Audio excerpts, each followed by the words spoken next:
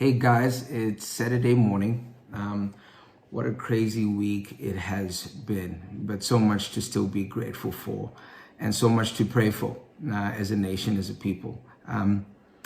This week, I've kind of been on stealth mode. There's been like a barrage of information almost every single day.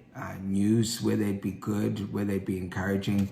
There's just so much that keeps coming our way.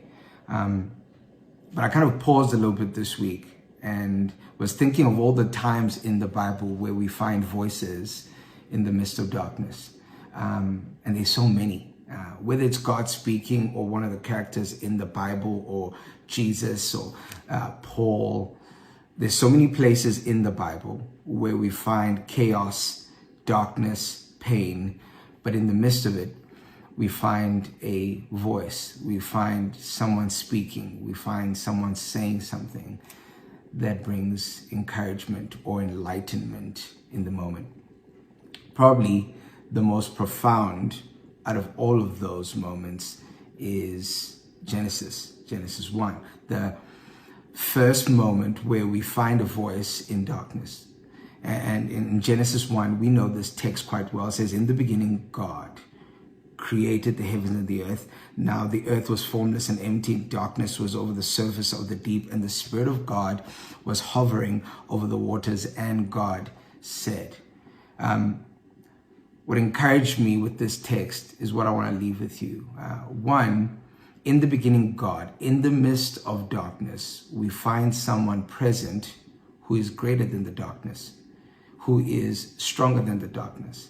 And I love that God doesn't just eradicate the darkness, but he creates in the darkness. He doesn't just have power to get rid of the darkness, but he has both power and wisdom that in the darkness, through the darkness, he can actually create and form something that is beautiful, something that has life, something that has order. But also, God speaks in the darkness. He speaks his word in the darkness. I was reading earlier this morning Eugene Peterson's book, Eat the Book.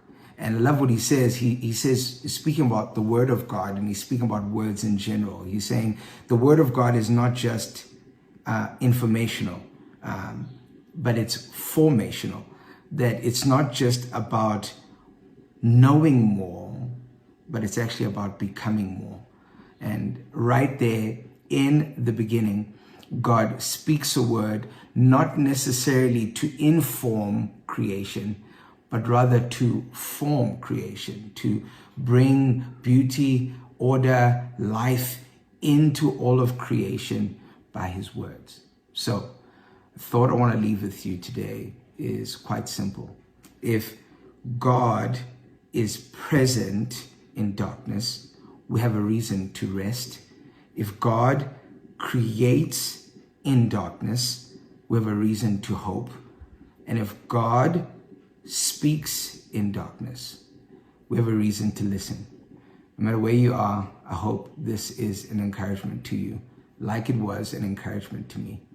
Enjoy your Saturday. Cheers.